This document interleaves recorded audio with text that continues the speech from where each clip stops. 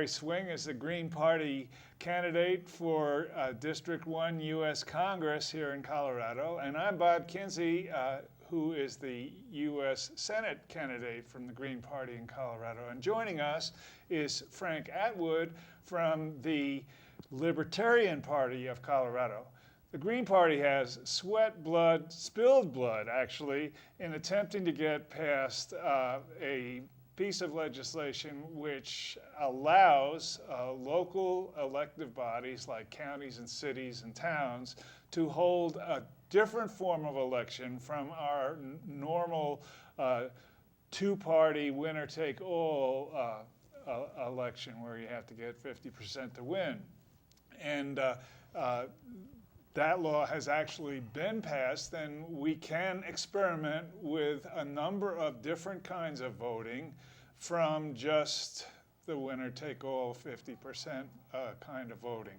So the instant runoff voting, I will kind of advocate for because that's the one we've sweat blood for. Gary likes the proportional kind of voting, which is another kind of voting, and Frank likes approval voting. And we're going to try to explain each one of those in a few minutes for you so that you can understand what you can experiment with in your local town or city or county. I believe it goes as far as the county, doesn't it, Frank? I think so. I think so. All right. Well, in instant runoff voting, instead of having a vote and then picking the top two candidates winners and having another runoff later on at another expense and another effort on part of the voters, allows voters to rank order their vote. If the three of us were running for the same political office and you kind of liked me the best, but you kind of liked Gary second best, and of course a Libertarian you might like third best. So you would vote, give me your one vote, and Gary your two vote, and Frank your three vote. Now, third place. First, second, third. Right. You are ranking them. Right. First, second, third. Right.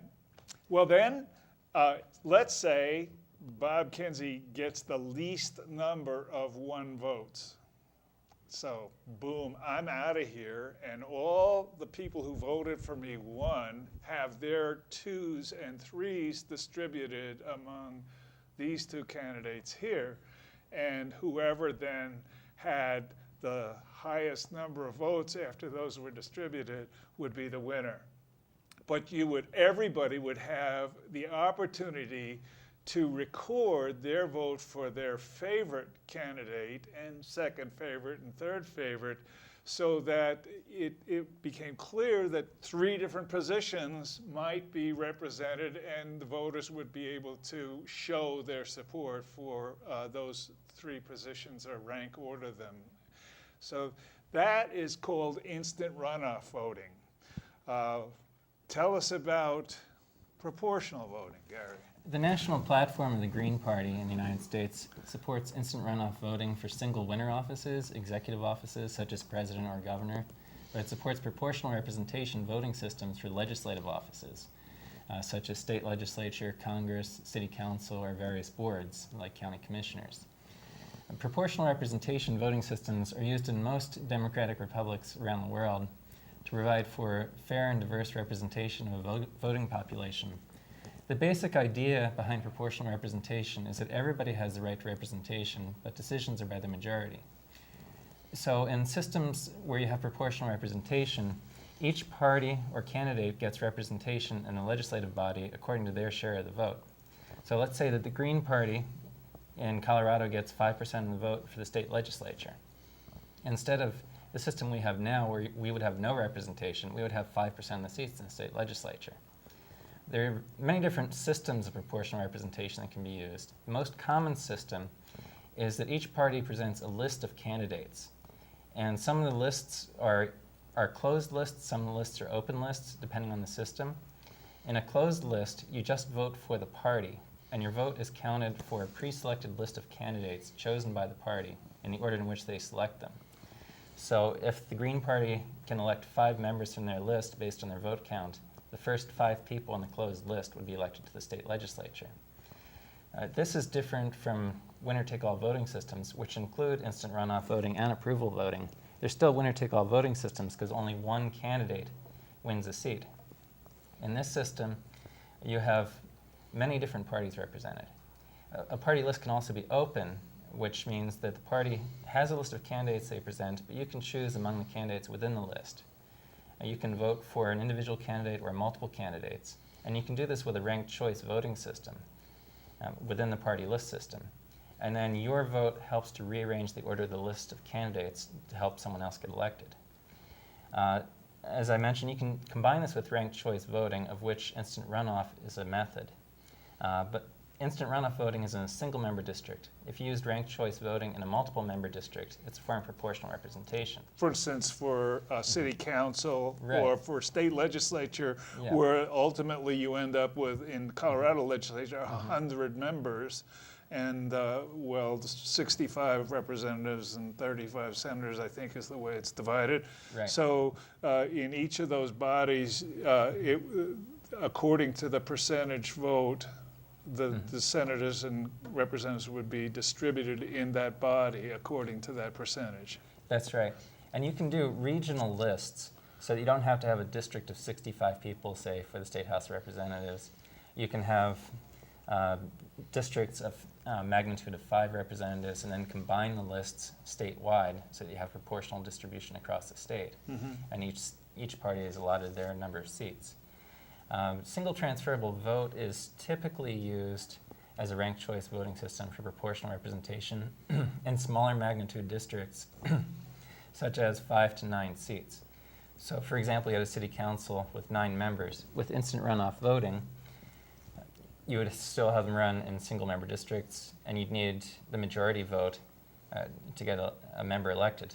But with single transferable vote, a similar ranked voting system, you could elect a member of a 9-member council or board with 1/10 of the vote. 1/10 of the vote plus 1 is the minimum threshold. So it provides for fair representation of a more diverse electoral body, and it's the best way of reflecting the will of the voters. So you actually get fair representation.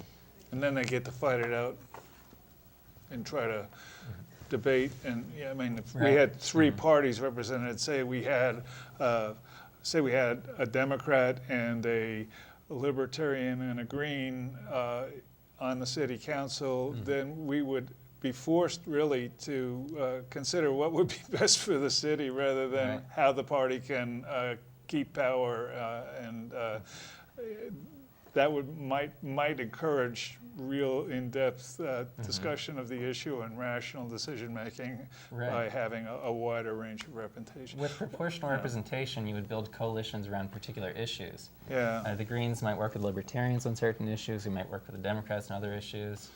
We might work with the Constitutionalists.